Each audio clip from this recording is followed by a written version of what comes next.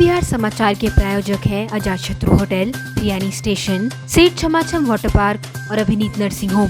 नमस्कार, मैं विमलेंदु चैतन्य और आप देख रहे हैं अब तक बिहार। चैतन्य कम्युनिकेशंस के समाचार प्रभाग में आपका स्वागत है। आइए चलते हैं आज की पहली खबर की ओर।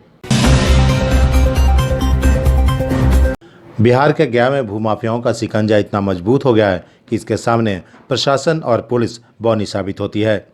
एक बार फिर ताज़ा मामला गया के बोधगया का है। वैशाली के रहने वाले विजय कुमार सिंह ने डीएसपी, एसपी, डीआईजी और कमिश्नर को पत्र लिखकर अनुरोध किया है कि उनके लगभग 8 करोड़ रुपए से ऊपर की संपत्ति को बचाने में मदद करें। उन्होंने बताया कि भूमाफियाओं द्वारा उनके जमीन को बंदर बांटकर बेचा जा रहा है। इसकी शिकायत उन्होंने अन्य पदाधिकारियों को भी की है। उन्होंने प्रशासनिक पदाधिकारियों को दिए गए पत्र में कहा है कि मैं विजय कुमार सिंह, जिला वैशाली का रहने वाला, सूचित कर रहा हूं कि करीब 8 करोड़ रुपए से ऊपर की प्रॉपर्टी जो बोधगया में अवस्थित है, जिस पर सिविल वाद लंबित है और 2 माननीय सिविल जज अदालत में स्टेटस को आदेश के बावजूद जमीन की रजिस्ट्री और म्यूटेशन हो रही है। उन्होंने बताया कि इस सिलसिले में मुख्य अपराधी पर 420 आईपीसी की धारा के तहत मुकदमा भी दायर किया गया है। उन्होंने बताया कि जिस पर मुकदमा की गई है बोधगया में सेना में कार्यरत भी है। इस मामले पर उन्होंने बताया कि धारा 340 सीआरपीसी के तहत अदालती कार्रवाई में अवैध रूप से कार्य करने के गंभीर आरोप दूसरी पार्टियों एवं दूसरे पार्टी के खिलाफ लगाया गया है। अवैध रूप से म्यूटेशन का भी मामला बनता है। श्री सिंह ने पत्र में लिखा है कि डीएम महोदय तथा एसपी महोदय सहित संबंधित सैन्य अधिकारियों से निवेदन करता हूं कि यथोचित छानबीन कर कानून के मुताबिक कार्रवाई करते हुए मेरे और मेरे परिवार के सदस्यों की जान की रक्षा करते हुए मेरी भूमि को बचाया जाए। उन्होंने कहा कि मैं एक बुजुर्ग हूं और अधिवक्ता हूं दिल्ली की अदालत में। बार बार संबंधित आदेश मेरे अनुकूल आए हैं, परंतु अदालत के चक्कर लगाते लगाते मेरी पैंट तक उतर गई है। जब हमारे साथ ऐसी स्थिति है तो आम लोगों का क्या हाल होगा। मगध उच्चतर माध्यमिक विद्यालय के प्रांगण में गांधी जी पॉलिटेक्निक में निःशुल्क शिशु रोग उपचार शिविर का आयोजन किया गया। शिशु रोग विशेषज्ञ डॉक्टर किसलय पराग ने लगभग 150 बच्चों का मुफ्त इलाज किया और शिविर में निःशुल्क दवाइयां भी वितरित की। आयोजित शिविर के मौके पर डॉक्टर किसलय पराग ने बच्चों एवं अभिभावकों के बीच स्वस्थ रहने हेतु संतुलित आहार एवं व्यायाम की सलाह दी। आयोजित कैंप के मौके पर विद्यालय के प्राचार्य प्रवीण रंजन गांधी, नवीन रंजन गांधी, मुमताज आलम, रंजन कुमार, प्रदीप कुमार, वीरेंद्र कुमार, सत्येंद्र कुमार व दिवेश कुमार वर्मा आदि मौजूद थे। टीम गया ने औरंगाबाद को 40 रनों से पराजित कर T20 premiere league cricket tournament 2021 का पहला मैच जीत लिया है। प्रारंभ हुए T20 premiere league cricket tournament जो दक्षिण बिहार ग्रामीण बैंक के कार्य क्षेत्र के सभी 12 क्षेत्रीय कार्यालयों में खेला जा रहा है। इस टूर्नामेंट का शुभारंभ मैच टीम गया और टीम औरंगाबाद के बीच गया कॉलेज के खेल परिसर में आयोजित की गई। टीम गया ने टॉस जीतकर पहले बल्लेबाजी करते हुए 20 ओवर में 9 विकेट खोकर 136 रन का लक्ष्य रखा। गया की तरफ से सर्वाधिक रन रिकेश ने 41, साकेत ने 45 रन बनाए। लक्ष्य का पीछा करते हुए टीम औरंगाबाद 17.1 ओवर में 96 रन पर सिमट गई। गया ने यह मैच 40 रनों से जीता। गया टीम की तरफ से गेंदबाजी में संजीत ने 5 रन देकर 3 विकेट तथा अभिजीत और सुनील ने 3-3 विकेट लिए। गया टीम के कप्तान अभिजीत को उनके शानदार गेंदबाजी के लिए मैन ऑफ द मैच के लिए चुना गया। यह खबर बीजेपी के बुनकर प्रकोष्ठ के युवराज पटवा के द्वारा अब तक बिहार को मिली है। अंतर्राष्ट्रीय महिला दिवस के मौके पर महिला सशक्तिकरण पर संगोष्ठी एवं मेहंदी प्रतियोगिता का आयोजन किया गया। यह कार्यक्रम अखिल भारतीय विद्यार्थी परिषद द्वारा आयोजित की गई थी। कार्यक्रम के मुख्य अतिथि राष्ट्रीय कार्यकारिणी सदस्य वंदना भगत ने बताया कि महिला मां शक्ति का स्वरूप है। महिलाओं को अपने आप को कमजोर नहीं समझना चाहिए। हमें याद रखना चाहिए कि हम झांसी की रानी भी हैं और हम कल्पना चावला भी। जहां हम पर अत्याचार हो, हमें अपनी आवाज़ बुलंद करनी चाहिए। हमें अपने आप पर गर्व होना चाहिए कि आज हम देश की सीमा पर भी सुरक्षा में तैनात हैं। हम महिलाओं को अपनी भारतीय सभ्यता और संस्कृति को बचाए रखने के लिए अपना योगदान देना होगा। हम अपनी सभ्यता और संस्कृति को अपने जीवन में उतारें और पश्चिमी सभ्यता को अपने जीवन से दूर करें, क्योंकि महिलाओं की पहचान हमारी सभ्यता और संस्कृति ही देती है। आयोजित प्रतियोगिता में महिलाओं एवं छात्राओं द्वारा बढ़ चढ़कर हिस्सा लिया गया। छात्र छात्राओं में महिलाओं ने बताया कि यह आयोजित प्रतियोगिता में हमें बहुत कुछ सीखने को मिला।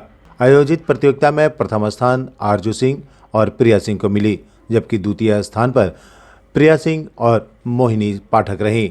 तृतीय स्थान कौशिकी कुमारी और अनीशा दांगी ने प्राप्त किए। इस कार्यक्रम में प्रियंका कुमारी, प्रीति कुमारी, मीशू गुप्ता, कौशिकी कुमारी, शिवांगी कुमारी, मोहिनी पाठक, प्रिया सिंह, शकीला कुमारी, साक्षी शर्मा, अर्चना गुप्ता, पूजा कुमारी, भारती कुमारी, रूपम कुमारी, आशा कुमारी आदि मौजूद रहीं। रोटरी क्लब ऑफ गया सिटी के द्वारा डेंटिस्ट डे के मौके पर मिशन गर्ल्स स्कूल में जांच शिविर का आयोजन किया गया, जिसमें दंत चिकित्सक डॉक्टर सपना जैन ने आयोजित डेंटिस्ट डे के मौके पर दंत चिकित्सक सपना जैन के द्वारा सैकड़ों स्कूली लड़कियों की दांत जांच की गई। साथ ही दांतों को सुरक्षित कैसे रखें इसके गुण भी बताए गए। शिविर आयोजन के मौके पर रोटरी क्लब के अध्यक्ष प्रदीप जैन सहित कई रोटेरियन मौजूद थे। श्री जैन ने बताया कि लगातार रोटरी क्लब गया सिटी विभिन्न योजनाओं के साथ इस स्कूल में आता रहा है और सहायता भी देता रहा है। आज के इस कार्यक्रम में सुबोध जैन सहित कई रोटेरियन बंधुओं ने स्कूल में बेहतर सुविधा दिए जाने की बातें भी कही। इंडियन मेडिकल एसोसिएशन की गया शाखा द्वारा लगभग 60 डॉक्टरों को कोरोना वॉरियर के रूप में सम्मानित किया गया। यह कार्यक्रम गया के IMA भवन में आयोजित किया गया। इस मौके पर मगध प्रमंडल के आयुक्त मयंक बरबड़े और DIG अमित लोढ़ा मौजूद रहे। उन्होंने अपने हाथों से डॉक्टरों को सम्मानित किया। गया के IMA भवन में आयोजित संपूर्ण कार्यक्रम ICICI बैंक के सानिध्य में संपन्न हुआ। आपको बता दें कि कोरोना महामारी पूरे विश्व में नवंबर 2020 से अब तक एक विकराल रूप धारण करते हुए करोड़ों लोगों को मृत्यु के गाल में भेज दिया। इसकी संक्रमणता इतनी बढ़ गई कि इसे पैंडेमिक करार दिया गया एवं इस उत्पन्न स्थिति के चलते तकरीबन पूरे विश्व में 1 साल तक लॉकडाउन लग गई, जिससे लाखों लोग बेघर हो गए, बेरोजगार हो गए और उनकी जिंदगियां उजड़ गई। इस पीरियड में न कोई किसी से मिल पाया और न ही किसी के यहाँ आ जा सका। यहाँ तक कि किसी के मृत्यु हो जाने पर भी उनके अंतिम संस्कार में कोई लोग शामिल नहीं हो सके। ऐसे विकट स्थिति में सभी लोग का हमदर्द बनकर चिकित्सक सामने आए और अपने परिवार की जान की परवाह न करते हुए पूरी ताकत के साथ इस महामारी से लड़ने का प्रण लिया, जिसमें हिंदुस्तान के करीब 1000 चिकित्सकों की मृत्यु भी हो गई। परंतु इसके बावजूद चिकित्सक अपना अस्पताल में निजी क्लिनिक में दिन रात सेवा करते हुए लोगों की जानें बचाते रहे। आज यहाँ IMA भवन में ICICI बैंक के द्वारा IMA के सदस्य और रेड क्रॉस के जो डॉक्टर्स हैं उनको कोरोना वॉरियर के रूप में सम्मानित किया गया। और हम सभी ICICI बैंक और आप सभी के आभारी हैं कि आप लोगों ने इस अमूल्य कार्य में हम लोगों के योगदान को आप लोगों ने सराहा। ICICI बैंक के सौजन्य से ये कार्यक्रम आयोजित हुई है।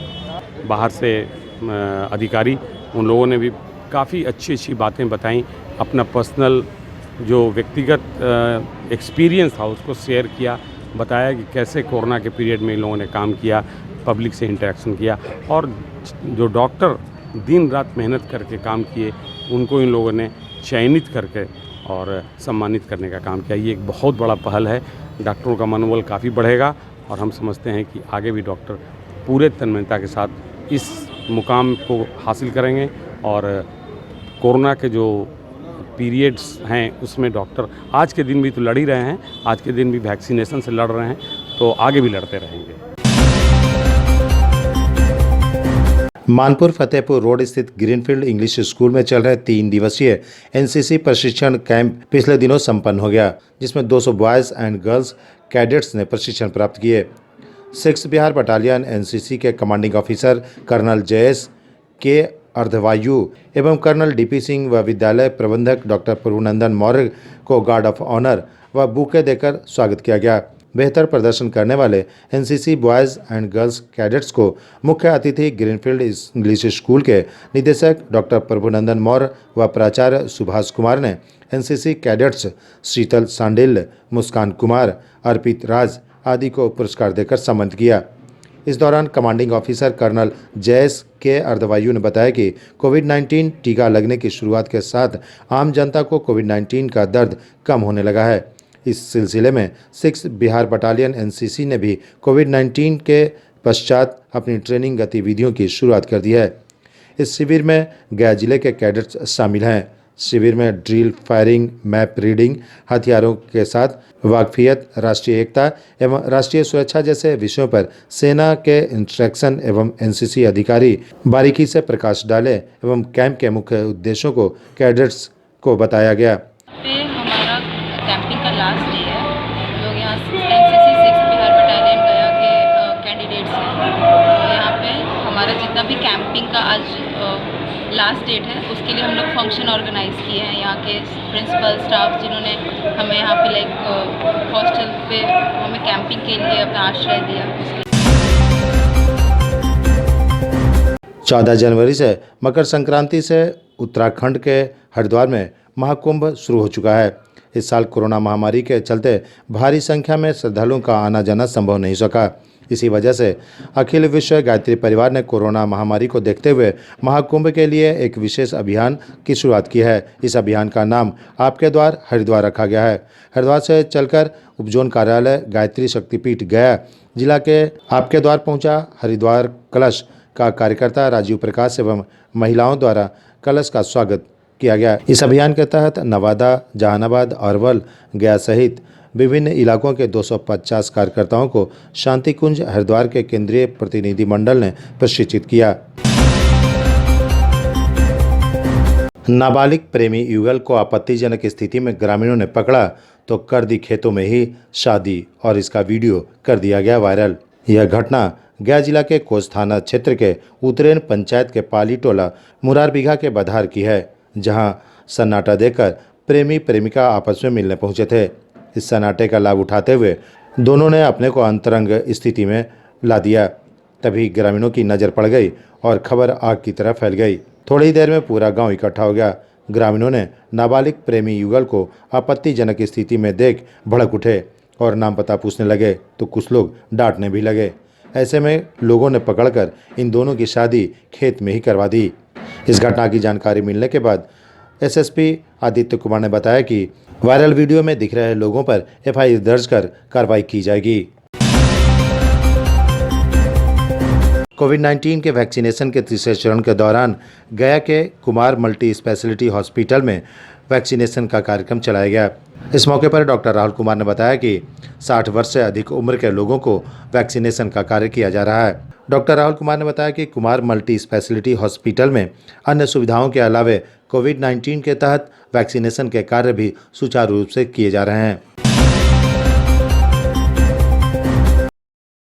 गया जिला के इमामगंज में बिहार का पहला कम्युनिटी बायोगैस प्लांट का उद्घाटन सांसद सुशील सिंह एवं पर्यावरण मंत्री नीरज कुमार ने संयुक्त रूप से किया।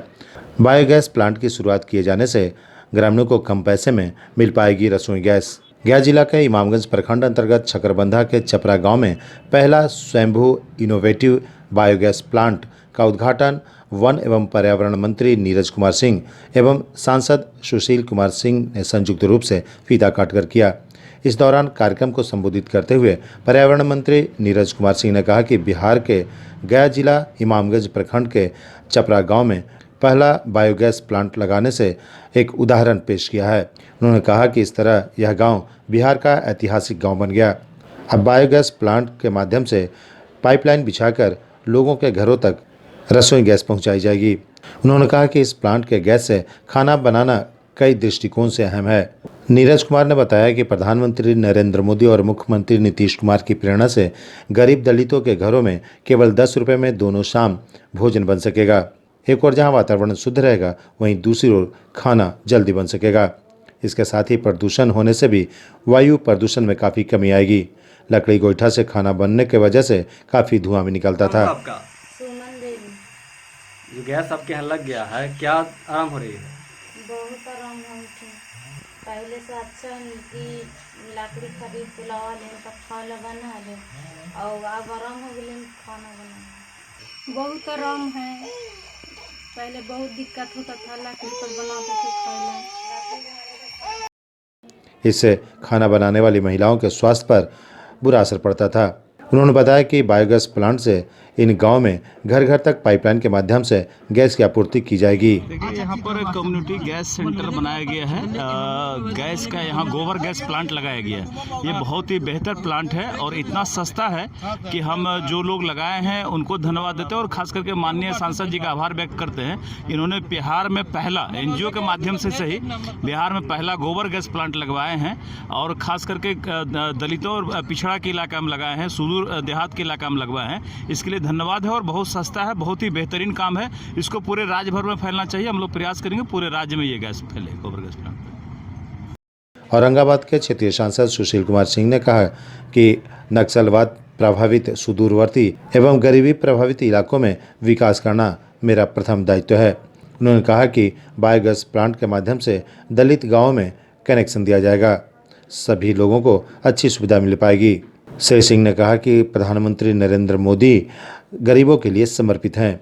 उन्होंने कहा कि केंद्र सरकार की विभिन्न योजनाओं के माध्यम से गरीबों तक सभी सुविधाएं पहुंचाई जा रही हैं।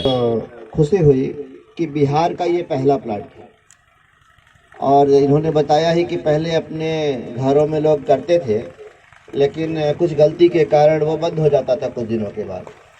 इसमें ऐसी संभावना है कि ये बंद नहीं होगा और इसके क्या फ़ायदे हैं ये भी उन्होंने बताया, उसमें विस्तार में मैं जाना नहीं चाहता।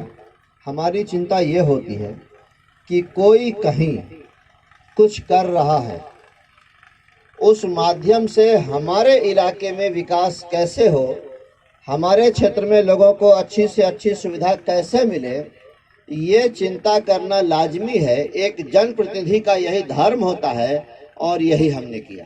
इससे अधिक हमने कुछ नहीं किया। जो गांव गृहस्थी है उसमें बहुत कचरा होता है। हम लोग कचरा शहर में कचरे की बात करते हैं पर गांव में भी होता है, जैसे गोबर हो गया, खेत का कचरा हो गया, लोग पराली जलाते हैं, आप सुनते होंगे, और तालाब में जलकुंभी होता है। तो बहुत लोग उस चीज़ का नहीं जानते हैं यूज़, जलकुंभी भी फेंक देते हैं, पराली को भी जला देते हैं, गोबर सुखा के खेत में डालते हैं या फिर उसका कंडा बना के उसको खाना में जलाते हैं। कल तक जहां दिन के उजाले में गूंजते थे लाल सलाम के नारे, वहां स्ट्रॉबेरी की खेती कर नित नए मुकाम छू रहे हैं दीपक।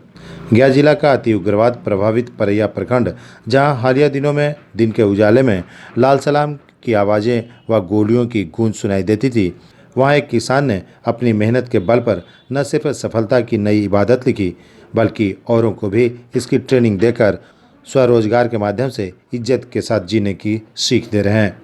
दीपक आज परैया प्रखंड सहित आसपास के जिलों के लोगों को भी इसके लिए मिसाल बनकर उभरे हैं। परैया प्रखंड के राजोई रामपुर, जो पूरी तरह से लाल इलाके के रूप में जाना जाता था, लेकिन अब स्ट्रॉबेरी की खेती के लिए जाना जा रहा है। हालांकि पिछले वर्ष कोरोना संक्रमण के कारण लॉकडाउन और दूसरी तरफ भारी बारिश की वजह से स्ट्रॉबेरी की खेती खराब हो जाने के कारण दीपक को लाखों रुपए की क्षति उठानी पड़ी थी, लेकिन उन्होंने हिम्मत नहीं हारी और इस वर्ष एक बार फिर पूरे जोश के साथ करीब 3 एकड़ भूमि पर स्ट्रॉबेरी की खेती कर रहे हैं। इसके लिए सरकार की ओर से उन्हें अनुदान भी उपलब्ध कराई गई है।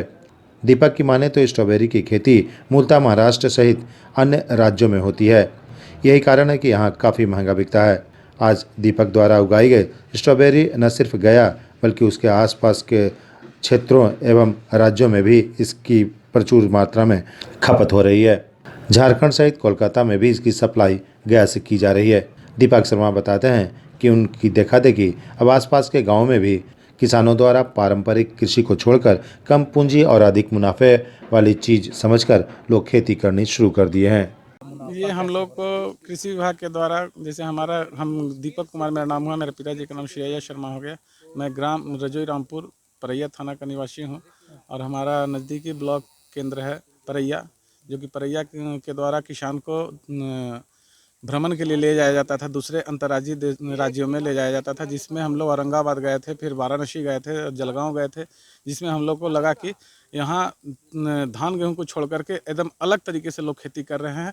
तो हमको ये लगा कि हम भी अलग तरीके से नया खेती करें ताकि हमको उससे 10 गुना ज़्यादा प्रॉफिट होवे।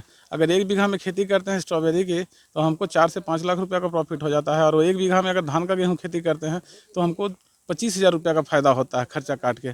तो हमको तो लगा कि उससे बढ़िया मेरा 10-15 गुना ज़्यादा फ़ायदा है स्ट्रॉबेरी की खेती करने में। ये हमको मतलब प्रेरणा मिली हमारे कृषि विज्ञान केंद्र और आत्मा के द्वारा ले जाने के बाद हमको, और पिछले वर्ष हॉर्टिकल्चर डिपार्टमेंट से ओम प्रकाश मिश्रा थे, वो हमको सबसे ज़्यादा मोटिवेट किए कि तुम स्ट्रॉबेरी की खेती करो, और उनके द्वारा भी हमको दूसरे राज्य में भ्रमण के लिए ले जाया गया था। मगध विश्वविद्यालय का पहला कैशलेस कॉलेज होने का गौरव प्राप्त हुआ है मिर्ज़ा गालिब कॉलेज को। मिर्ज़ा गालिब कॉलेज अब पूर्णतः कैशलेस कॉलेज बन चुका है। मिर्ज़ा गालिब कॉलेज के कैशलेस हो जाने से छात्र छात्राओं को सबसे बड़ी सहूलियत मिलेगी। मिर्ज़ा गालिब कॉलेज के छात्र छात्राओं को काफ़ी मुश्किलों का सामना करना पड़ता था। एडमिशन फॉर्म भरने के दौरान टीसी, ट्रांसफ़र आदि लेने के समय इन्हें काफ़ी मुश्किलों का सामना करना पड़ता था, लेकिन अब यहाँ पढ़ने वाले छात्र छात्राओं को इन समस्याओं से दो चार नहीं होने पड़ेंगे। मिर्ज़ा गालिब कॉलेज में कैशलेस पर आयोजित कार्यक्रम में मुख्य अतिथि के तौर पर मगध विश्वविद्यालय के वाइस चांसलर राजेंद्र प्रसाद थे। उन्होंने कहा कि मगध विश्वविद्यालय के गाइडलाइन के मुताबिक मिर्ज़ा गालिब कॉलेज पहला कैशलेस कॉलेज बना है। उन्होंने कहा कि निसंदेह छात्र छात्राओं को इससे काफ़ी लाभ मिलेगा, साथ ही कॉलेज के इकोनॉमिकल स्ट्रक्चर को भी काफ़ी मजबूती प्रदान होगी। मिर्ज़ा गालिब कॉलेज ने अपने को छात्र हित में और समाज के हित में कैशलेस योजना के अंतर्गत विश्वविद्यालय के दिशा निर्देशों और ख़ास तौर से ऑनलाइन एजुकेशन के अंतर्गत समाहित टेक्नोलॉजी की ताकत को समझते हुए यह जो प्रयास किया है उसकी जितनी सराहना की जाए वो कम है, और मुझे पूरा विश्वास है कि आने वाले समय में और महाविद्यालय जो ज्ञान और मोक्ष की इस पावन भूमि पर मगध विश्वविद्यालय से संबद्ध हैं, चाहे वो अंगीभूत हो या संबद्ध हो, उसका अनुपालन करेंगे। और जो भारत सरकार का डिजिटल इंडिया का जो फ्लैगशिप प्रोग्राम है उस दिशा में बढ़ने में एक मील का पत्थर स्थापित करेंगे। एमएलसी संजीव श्याम सिंह ने भी कहा कि मिर्ज़ा गालिब कॉलेज को यह सौभाग्य मिला है कि वो पहला कैशलेस कॉलेज बना है। इससे कॉलेज के आर्थिक ऋण को काफ़ी मजबूती मिलेगी। बाकी महाविद्यालयों में छात्रों की उपस्थिति बहुत कम है, और यहाँ छात्रों की उपस्थिति 75% से ज़्यादा है। तो अभी दोनों में कोई तुलना नहीं है, और इसके पीछे एक ही कारण मुझे जो लगता है, यहाँ का प्रबंधन यह सुनिश्चित करने में सफल हुआ है कि क्लासेस ड्रॉप नहीं हो और क्लासेस समय पे लिए जाएं, कोर्सेज समय पे पूरे किए जाएं, इस ओर पूरा उनका ध्यान है, और इसीलिए यह सफलता उनको मिली है। और मैं दावे के साथ कह सकता हूँ कि आज मिर्ज़ा गालिब कॉलेज में नामांकन लेने के लिए छात्रों में एक तरह से होड़ है। मिर्ज़ा गालिब कॉलेज के प्रिंसिपल जलालुद्दीन अंसारी ने कहा कि कॉलेज कैशलेस बनने से छात्र छात्राओं को काफ़ी सुविधाएं मिलेगी। उन्होंने कहा कि इस प्रोग्राम से कॉलेज को आर्थिक मजबूती भी मिलेगी। पूरे कार्यक्रम का संचालन कॉलेज के मुख्य कर्ताधर्ता सभी शमसी के द्वारा संपन्न हुआ। इस मौके पर कॉलेज के प्रिंसिपल सहित पूर्व प्राचार्य और कई गणमान्य लोग मौजूद थे। हम लोगों ने बहुत दिनों से सोचा था कि कैशलेस पूरे कॉलेज को कर दें, तो आज ये कामयाबी मिली। बहुत दिनों से जद्दोजहद कर रहे थे हम लोग। तो इस प्रोग्राम के तहत कॉलेज के सारे स्टूडेंट्स, एम्प्लॉइज़ और शहर के जितने लोग हैं, जितने स्टूडेंट, सबको सहूलत होगी। अब एडमिशन हो, एग्ज़ामिनेशन फॉर्म हो, टीसी हो, जिस तरह के भी कॉलेज का काम होगा वो कैशलेस के थ्रू ही होगा। अब काउंटर पे कोई भी पैसे का लेन देन नहीं होगा। स्टूडेंट्स को डायरेक्ट ऑनलाइन के ज़रिए या कैफ़े के ज़रिए वो बैंक में पैसा जमा करेंगे और उनका सारा काम फॉर्म भरने से लेकर के टीसी, फॉर्म परचेज़ करना, एडमिशन फॉर्म परचेज़ करना, ये सब कैशलेस ही होगा। इससे कॉलेज में ट्रांसपेरेंसी आएगी और कॉलेज के एम्प्लॉइज़ के ऊपर भी अब लोड कम रहेगा, वरना एग्ज़ामिनेशन के ज़माने में, एडमिशन के ज़माने में बहुत सारे प्रॉब्लम होते हैं। लड़कों को लाइन में बहुत देर तक लगनी पड़ती थी। अब उम्मीद है कि इस कैशलेस प्रोग्राम के ज़रिए अब सारे स्टूडेंट्स को बहुत राहत मिल जाएगी। अब कॉलेज में घंटों घंटों लाइन लगाने की ज़रूरत नहीं होगी, वो घर बैठे बैठे फॉर्म भर सकते हैं, एडमिशन ले सकते हैं, जिससे उनको बहुत रिलीफ मिल जाएगी।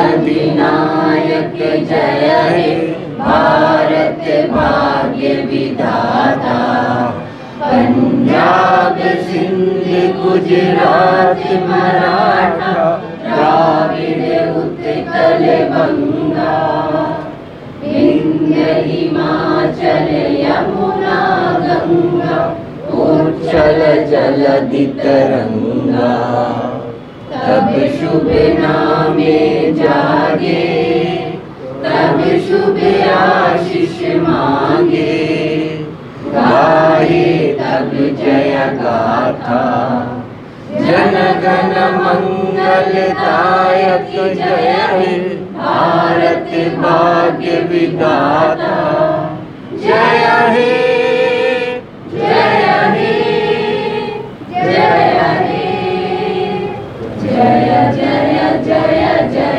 हे।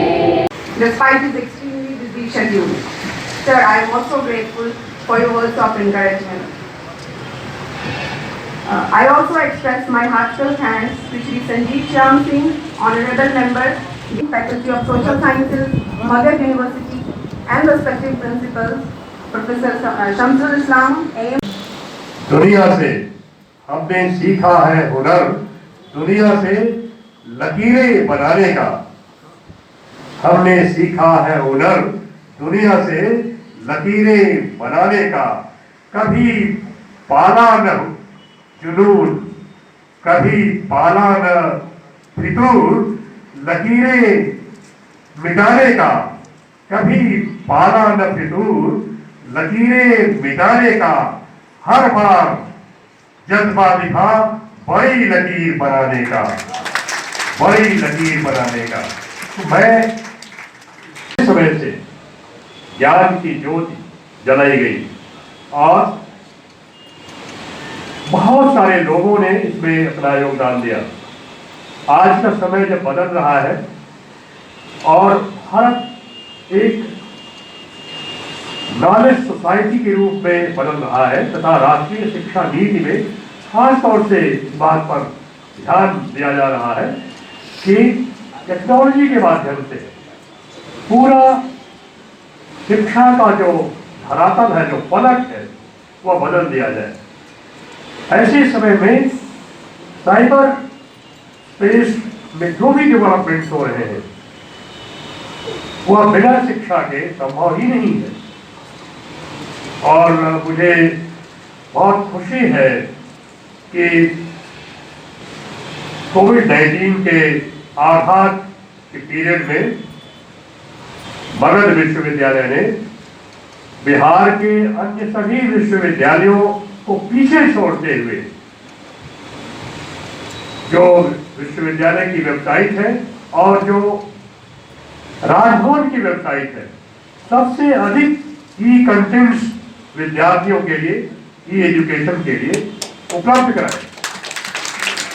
यह एक गौरव का विषय है। Ram ji for sharing his precious moments, and in a very short span of time he has given his approval. Ram ji, in a very short span of time I was confused.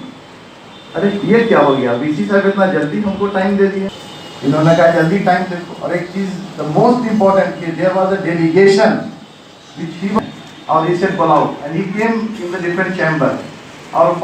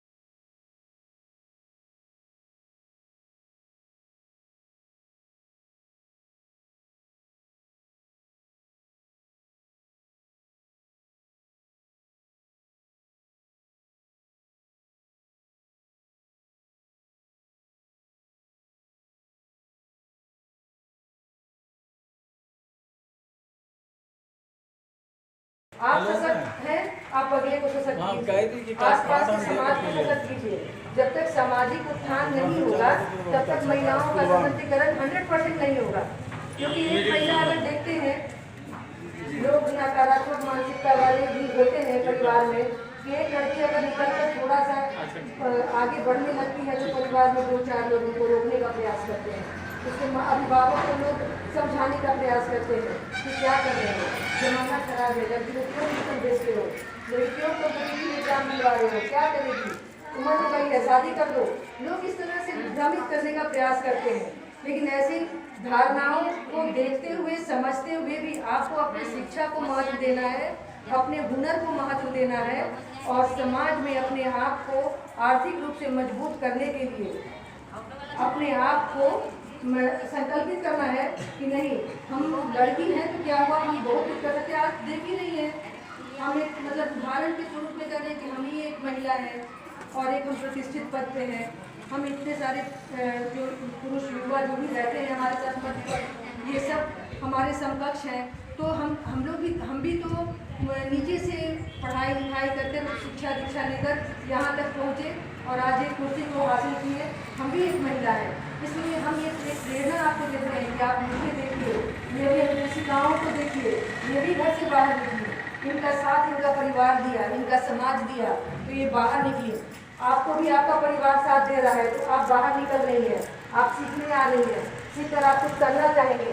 तो ये सब प्रेरणा देने का काम हम महिलाओं का है। हम इसलिए इकट्ठा हुए कि आप एक लड़की अपने घर से निकलकर अगर 5 लड़के लोगों को शिक्षित कर देंगी, उनकी मानसिकता जो भ्रमित है उसको ठीक कर देंगी, तो हम समझते हैं कि गाँव के गाँव क्या पूरा समाज हमारा सुधर जाएगा।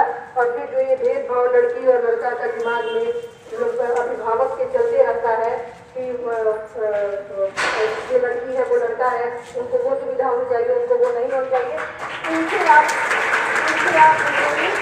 आप सभी समझिए कि हमारे बातों को घर घर तक पहुंचाने के लिए आप हमारे एक मार्गदर्शक है। एक एक लड़की हमारी एक एक मार्गदर्शिका है जो यहाँ से जाएगी और अपने घर के आसपास 5 घर की लड़कियों को उनके माता पिता का दिमाग साफ करेगी कि आप लोग दिमाग से बात निकाल दीजिए कि लड़कियाँ भी नहीं कर सकती हैं। बाकी तो आप इस दुनिया की खबर टीवी पर देखती हैं, लड़कियाँ क्या नहीं कर रही हैं, हवाई जहाज भी चला रही हैं, पानी के जहाज को भी चला रही हैं, देश को भी चला रही है, तो क्या नहीं कर रही है लड़कियाँ।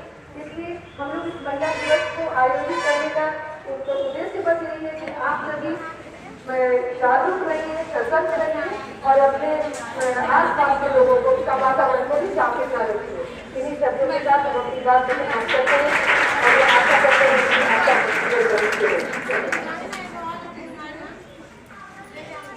जन शिक्षण संस्थान के डॉक्टर ऋतु रानी जी, शंभुनाथ जी, बलराम जी, हमारे वार्ड सदस्य कन्हैया जी, खड़वी पंचायत के वार्ड सदस्य पिंकी जी,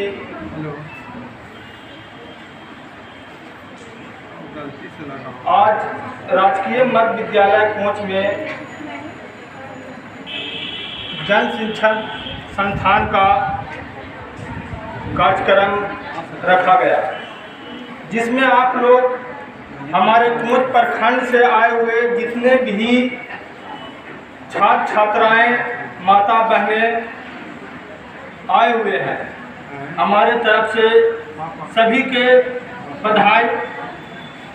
के बारे में ऐसा न सोचिए। दूसरी तीसरी बात, आप अपने तो जो सकारात्मक आप बात सोचती हैं कि हम आज इंजीनियर बनेंगे, डॉक्टर बनेंगे, शिक्षिका बनेंगे, बैंक में नौकरी करेंगे, समाज में सेवा करेंगे, इस तरह की बात जो आप सोचती हैं, उसके लिए आप अपने आसपास की महिलाओं को भी प्रेरित कीजिए। ये प्रेरणा देना भी एक सशक्तिकरण है। प्रधानमंत्री जन औषधि केंद्र के 3 वर्ष पूर्ण होने पर प्रधानमंत्री ने टीवी पर आकर स्वयं लोगों से मिलकर उनकी प्रतिक्रियाएं ली। प्रधानमंत्री ने दूरदर्शन के माध्यम से लोगों से इंटरैक्ट करते हुए प्रधानमंत्री जन औषधि केंद्र के बारे में जानकारी ली और लोगों से सुझाव लिए। देश भर के लोगों ने प्रधानमंत्री जन औषधि केंद्र की भूरी भूरी प्रशंसा की। लोगों ने कहा कि यह मेडिसिन नहीं, मोदीसीन है। कई लोगों ने खुले कंठों से अपनी आप बीती सुनाई। कई लोगों की आंखें भर आई जन औषधि केंद्र के बारे में बताते बताते। आखिर हो भी क्यों नहीं, प्रधानमंत्री जन औषधि केंद्र के माध्यम से अंतिम पायदान पर जीने वाले लोगों को कम कीमत पर दवाएं मुहैया हो रही हैं। जो लोग दवा के बिना दम तोड़ देते थे, उन लोगों की आज प्राण रक्षा हो रही है। यही वजह है कि आज लोग खुले कंठों से प्रधानमंत्री द्वारा चलाए गए जन औषधि केंद्र की प्रशंसा करते नहीं थक रहे हैं। गया में भी जन औषधि केंद्र के 3 वर्ष पूर्ण होने पर गया के प्रभावती अस्पताल में समाजसेवी छोटे एवं बड़े के द्वारा एक कार्यक्रम का आयोजन किया गया, जिसमें चिकित्सा विभाग के नर्स, डॉक्टर एवं आमजन लोग शामिल हुए। इस मौके पर जन औषधि केंद्र के 3 वर्ष पूर्ण होने पर गया के प्रभावती अस्पताल में प्रधानमंत्री जन औषधि केंद्र पर प्रधानमंत्री के कार्यक्रम का लाइव प्रसारण भी दिखाया गया। इस मौके पर मौजूद डॉक्टर सत्येंद्र चौधरी ने बताया कि जन औषधि केंद्र के माध्यम से प्रधानमंत्री ने एक बेहतर कार्य शुरू की है। प्रधानमंत्री जन औषधि केंद्र के माध्यम से दवाएं आम जन तक पहुंच रही हैं और कम कीमत पर भी। मैं डॉक्टर सत्येंद्र कुमार चौधरी, प्रभारी अधीक्षक प्रभावती हॉस्पिटल। अभी हम लोग एकत्रित हुए हैं माननीय प्रधानमंत्री महोदय आज जन औषधि जो कार्यक्रम, जन औषधि केंद्र का कार्यक्रम है, में अपने मन की बात बोल रहे हैं और हम लोग इसके लिए प्रधानमंत्री महोदय को धन्यवाद देते हैं और ढेर सारी बधाइयाँ भी देते हैं कि उन्होंने गरीबों के लिए एक इस तरह का योजना शुरू किया है, जिसमें कम आय वाले लोग जो हैं उनको आधे से दामों पे या उससे भी ज़्यादा कम दामों पे दवाइयाँ सस्ते में उपलब्ध हो जाती हैं, जिससे गरीब जो मरीज हैं या उनके परिवार हैं उनको काफ़ी आराम हो गया है, सुविधा हो गई है। अब लगातार वो दवाइयाँ भी ले रहे हैं और हमारे जो संचालक हैं जन औषधि केंद्रों के, स्वाभाविक है वो भी बधाई के पात्र हैं कि उन्होंने इस तरह का माननीय प्रधानमंत्री का इस तरह का जन औषधि जो केंद्र खोलने का योजना था, उसमें एक सेवा भाव से इसमें जुड़े हुए हैं और हम सभी जो लाभार्थियों की तरफ से और हमारे संचालकों की तरफ से माननीय प्रधानमंत्री को बधाई देता हूँ। धन्यवाद। प्रभावती अस्पताल में जन औषधि केंद्र के संचालक छोटे एवं बड़े ने बताया कि इसके माध्यम से आम लोगों को काफ़ी सुविधाएं मिली है। जो लोग दवा के बिना तड़पते थे, उनके लिए प्रधानमंत्री जन औषधि केंद्र ऑक्सीजन का काम कर रही है। आज प्रधानमंत्री जन औषधि केंद्र का 3रा वर्षगांठ है। इसमें माननीय हमारे प्रधानमंत्री नरेंद्र मोदी जी देशवासियों को संबोधित कर रहे हैं और जन औषधि दुकान से लोगों को इतना फ़ायदा हुआ है, इसके बारे में वो बता रहे हैं। ये अभी बात कर रहे तो कह रहे थे कि और दुकानदार लोग आप लोग से खिसियाते होंगे क्योंकि आप लोग इतना सस्ता दवाई बेचते हैं। तो हम लोग तो मतलब जन सेवा के तरह ये काम कर रहे हैं। इस जन औषधि में दवा इतना सस्ता है कि लेने वाले पब्लिक जो जानते हैं, जिनको जानकारी मिल रहा है, वो दौड़े हुए जन औषधि के दुकान पर चले आ रहे हैं। एक एक दवा इतना सस्ता है मैं आपको जैसे बता दूं, ये देखिए एक साधारण सा दवा है सैनिटरी पैड। इस पैड में 10 का 10 है, 10 रुपया में 10 मिलता है, जो और कंपनी का मार्केट में इसका मिनिमम दाम 40 से 50 रुपये होगा। ये देखिए इसका हॉर्लिक्स है, पोषण करके आता है। इस हॉर्लिक्स का दाम मात्र 180 रुपया है और जनरल हॉर्लिक्स 270-275 रुपये में मिलते हैं। तो ऐसे बहुत सारी दवाइयाँ यहाँ पे हैं जो कि बहुत कम पैसे में यहाँ पर मिलती हैं और इसको सारे पब्लिक लोग इसको धीरे धीरे फ़ायदा उठा रहे हैं जैसे जैसे सभी को जानकारी चल रहा है। क्योंकि आज प्रधानमंत्री खुद पूरे देश को संबोधित कर रहे हैं इसके बारे में, तो हम लोगों ने भी एक इसका छोटा सा कार्यक्रम करके हम लोगों ने भी प्रचार प्रसार करने का एक प्रयास किया। मैं संतोष कुमार छोटे, ये हमारा भाई का दुकान है, लेकिन इस दुकान को मैं ही अभी चला रहा हूँ, इसलिए हमें ही मौका मिला सभी लोगों से मिलने का। बहरहाल प्रधानमंत्री द्वारा चलाए जा रहे जन औषधि केंद्र के माध्यम से दवा माफियाओं का शिकंजा टूटा है। पूरे देश में दवा माफियाओं का एक बड़ा जाल है जिसके शिकंजे में आम लोग फंसते हैं। इतना ही नहीं, जन